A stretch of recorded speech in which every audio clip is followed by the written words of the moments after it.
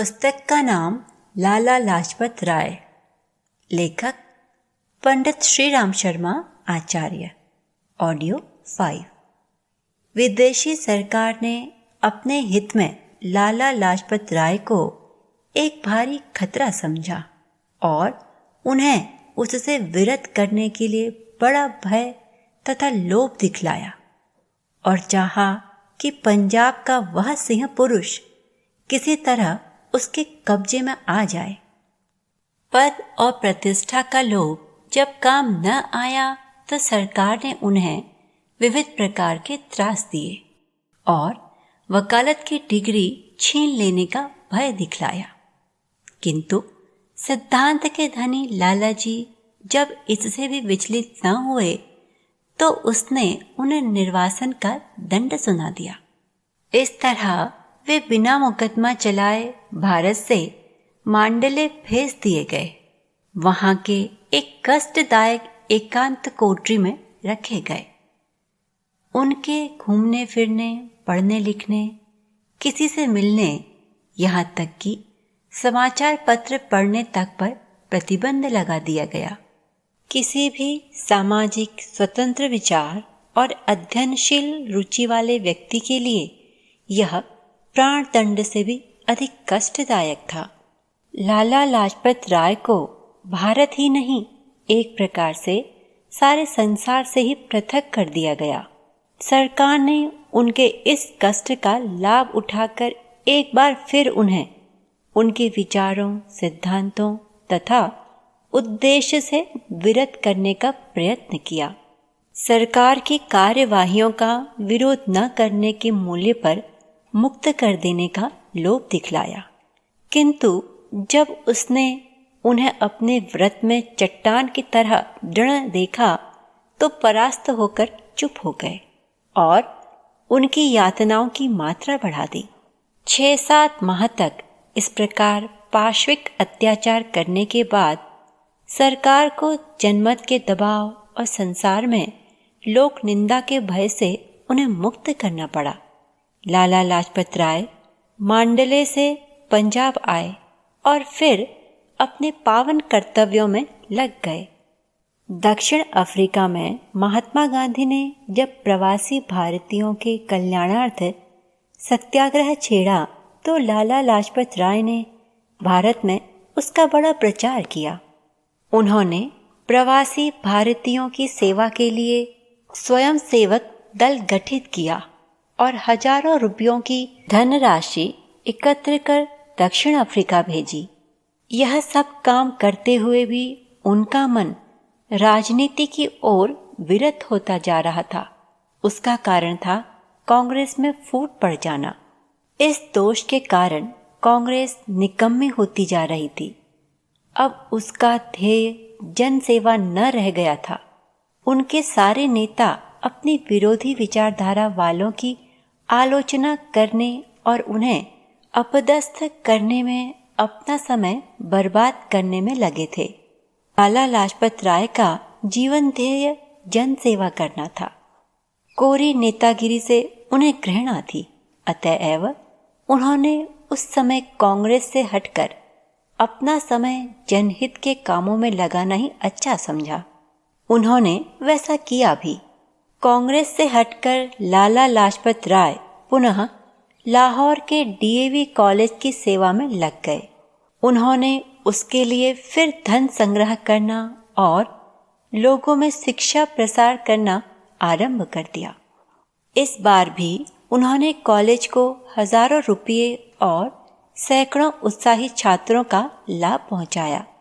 College में अनेक नई शाखाएं तथा कक्षाएं खुलवाईं और राष्ट्रीय तथा उपयोगी शिक्षाओं का समावेश कराया। इन सेवाओं के साथ साथ वे कॉलेज में समय समय पर अध्यापन कार्य भी किया करते थे। उन्हीं दिनों उन्होंने पुनः अछूतों की सेवा का कार्य अपने हाथों में लिया। इस बार उन्होंने हरिजन बच्चों की शिक्षा पर विशेष बल दिया। वे जानते थे कि बिना शिक्षा का प्रचार हुए इस वर्ग का उद्धार होना कठिन है। अतः जालंधर में उन्होंने एक पाठशाला खोली। उसका सारा खर्च स्वयं अपने पास से दिया। इसके अतिरिक्त उन्होंने अपने ग्राम जरगांव में एक स्कूल की स्थापना की और जल्दी ही प्रयत्न करके उसे हाई स्कूल करा दिया। इस स्कूल की स्थापना और विकास के लिए उन्होंने अथक परिश्रम किया और पास से धन भी लगाया। अपनी सेवाओं के श्रेय स्वरूप लाला लाजपत राय जनता द्वारा भारी बहुमत के साथ लाहौर म्युनिसिपल बोर्ड के अध्यक्ष बनाए गए। उस पद का उन्होंने जनता के हित में बड़ा उपयोग किया। उन्होंने उन्हीं दिनों लाहौर की सड़कों का सुधार करवाया। कच्ची नालियां जिनमें की दिन रात गंदगी सड़ा करती थी, उन्हें पक्की कराई और गांवों में बिजली की रोशनी का प्रबंध कराया। नगर के हरिजन दस्तकारों के लिए चमड़े के लघु उद्योग प्रारंभ कराए, जिनमें सैकड़ों शिल्पियों की जीविका का प्रबंध हो गया। नगर में आर्थिक विकास के लिए उन्होंने पंजाब नेशनल बैंक का विकास कराया और एक सहकारी जीवन बीमा कंपनी की स्थापना कराई। इसके अतिरिक्त उदारमना लालाजी ने राजनीतिक कार्यकर्ताओं को सच्ची और ऊंची राष्ट्रीय शिक्षा दिलाने के लिए एक विशाल प्रशिक्षण संस्था स्थापित की। इस स्थापना में व्यय होने वाला सारा धन उन्होंने अपने पास से ही लगाया। पैसे की कमी पड़ जाने पर उन्होंने अपना पंजाबी पत्र और प्रेस बेच डाला। अपने उन दिनों के जन कार्यों में लालाजी ने जो सबसे महत्वपूर्ण कार्य किया वह था वैश्याओं का सुधार। समाज पर वैश्यावृत्ति का कलंक देखकर लालाजी का हृदय वेदना से तड़प उठा था। उनसे समाज के इन अभागी नारियों की नारकीय दशा देखी न जाती थी। वैश्याओं का अस्तित्व वे समाज की नैतिकता के लिए हलाहल के समान मानते थे और चाहते थे कि समाज का यह विष दूर हो जाए। अतः उन्होंने सबसे पहले उनको अनारकली के बाजार से हटाकर हीरा मंडी मोहल्ले में बसाया। वैश्यावृत्ति के विरुद्ध प्रचार करने के लिए बहुत से स्वयंसेवक तैयार किए। अनाथ स्त्रियां जो प्रायः रोटी के लिए इस भयानक जीवन को अपना लेती थीं, उनके लिए लालाजी ने अनाथालयों में स्थान करवाया और बहुत से ऐसे छोटे मोटे शिल्पों का प्रचार कराया जिनके आधार पर वे सम्मान पूर्वक अपनी आजीविका कमा सकें। उन्होंने वैश्याओं में भी शिल्प तथा शिक्षा का प्रचार करने का प्रयत्न किया। लालाजी के इन प्रयत्नों से वैश्याओं में सुधार के लक्षण दृष्टिगोचर हो चले थे। लाला लाजपत राय ने स्पष्ट अनुभव किया कि अंग्रेज कूटनीतियों से प्रेरणा पाकर मुसलमान और ईसाई वर्ग धार्मिक विद्वेष से हतबुद्धि होकर राष्ट्रीय स्वाधीनता और हिंदू जाति के हितों को गहरी क्षति पहुंचाते जा रहे हैं और इधर हिंदू जाति पाति और ऊंच नीति के भेदभाव में फंसी दिन दिन बिखरती और कमजोर होती जा रही है। अस्तु उन्होंने राजनीति से पृथक हिंदुओं के एक सामाजिक संगठन की बहुत बड़ी आवश्यकता समझी, जिसकी पूर्ति उन्होंने हिंदू महासभा के स्थापना को प्रोत्साहन देके की। इस स्थापना के विषय में स्पष्टीकरण देते हुए उन्होंने घोषणा की, अपने देश के अन्य धर्मावलंबियों के प्रति मेरे मन में किसी प्रकार का भेदभाव नहीं है। सभी के उन्नति और कल्याण में राष्ट्र का हित देखता हूँ। अपने संप्रदायों की दशा में सुधार करने और अपने धर्म बंधुओं के लिए पद प्राप्त करने के जो भी प्रयत्न वे करते हैं, उनसे मेरा कोई विरोध नहीं है। भारत की वर्तमान राजनीतिक अवस्था में उन्हें अपने संप्रदाय के हितों की रक्षा करने का पूरा अधिकार है, किंतु इसके साथ शर्त यह है कि वे उसके लिए अभारतीयों के साथ कोई नापाक साठगांठ न करें और न हिंदुओं के हितों को हानि पहुंचाएं। अहिंदुओं के मुकाबले में हिंदुओं को और गैर हिंदुस्तानियों के मुकाबले में हिंदुस्तानियों के लिए मेरा वही कहना है जो दुर्योधन के विरुद्ध मिलकर युद्ध करने के प्रस्ताव लेकर आने वाले शत्रुओं से युधिष्ठिर ने कहा था। पांडव और कौरव आपस में तो एक दूसरे के विरुद्ध 5 और 100 हैं, किंतु किसी तीसरे शत्रु के विरुद्ध हम सब 105 हैं। यूं तो लालाजी एक प्रकार से राजनीति से संन्यास लेने जा रहे थे, तथापि उनके हृदय में भारतीय स्वाधीनता की आग यथावत जलती रहती थी। इसी शिखा ने उन्हें 1921 के सविनय अवज्ञा आंदोलन के समय पुनः राजनीतिक कार्यों से संबंधित कर दिया। देश के इस महान आंदोलन में लालाजी ने जमकर भाग लिया और पंजाब का सफल नेतृत्व किया। पुलिस अत्याचार और जेल की सजा भुगती। 2 फरवरी 1928 को जब साइमन कमीशन पहली बार भारत आया तो लाला लाजपत राय कतिपय कारणों से उनके बहिष्कार में कुछ अधिक सक्रिय भाग न ले सके।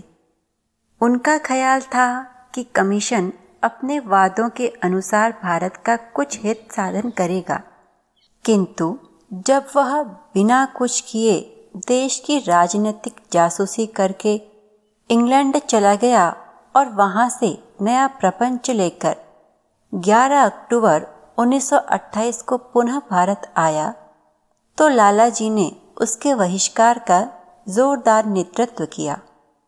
30 अक्टूबर को साइमन कमीशन लाहौर स्टेशन पहुंचा। लालाजी ने जनता के साथ वहीं जाकर बहिष्कार किया। लालाजी ने वहीं जुलूस को सभा में बदल दिया और अपने ओजस्वी भाषण से जनता के हृदय में जोश भर दिया। लालाजी बार बार बोलते गए और जनता सुनती तथा साइमन लौट जाओ का नारा लगाती जाती थी। अंत में जनता का उत्साह और लालाजी की दृढ़ता देखकर पुलिस कप्तान सैंडर्स से न रहा गया। उसने लालाजी पर लाठी चलाने की आज्ञा दे दी। पुलिस ने लालाजी पर लाठियां बरसानी शुरू कर दी। जनता में भयानक विक्षोभ की लहर दौड़ गई, किंतु लालाजी ने उसे शांत रहने का निर्देश करते हुए कहा, आप सब लोग शांतिपूर्वक मेरे ऊपर होते हुए इस अत्याचार को देखें और विश्वास रखें कि मेरे ऊपर होने वाली लाठी की एक एक चोट ब्रिटिश साम्राज्य के कफन की एक एक कील सिद्ध होगी। जनता शांत सुनती रही, लालाजी बोलते रहे और पुलिस की लाठी चलती रही। लालाजी तब बराबर बोलते और लाठियां खाते रहे जब तक कि उन्होंने अपना भाषण पूरा नहीं कर लिया। लोगों को यह देखकर आश्चर्य होता था कि उन भयंकर प्रहारों से गिरना तो दूर, लाला लाजपत राय अपने स्थान तक से भी विचलित न हुए। धन्य थे पंजाब केसरी लाला लाजपत राय। लालाजी का भाषण पूरा हो गया और पुलिस की लाठियों का काम भी। शाम को उसी घायल अवस्था में पंजाब केसरी ने लाहौर गेट पर जनसभा की और जनता को भारत की स्थिति से अवगत कराते हुए उसका कर्तव्य बतलाया। देश की स्वाधीनता के लिए अपनी तरह की शांति तथा धैर्यपूर्वक अत्याचार सहन करने का निर्देश दिया। अनंतर उनसे खड़ा न रहा गया और वे अपने निवास पर लौट आए। पुलिस की निर्दय लाठियां अपना काम कर गई थीं। लालाजी के कलेजे में सांघातिक चोटें आ गई थीं। वे चारपाई पर पड़ गए तो फिर उठ न सके और 10 नवंबर 1928 को देश, धर्म तथा समाज के लिए अपना तन, मन, धन और यहाँ तक जीवन देकर स्वर्ग सिधार गए।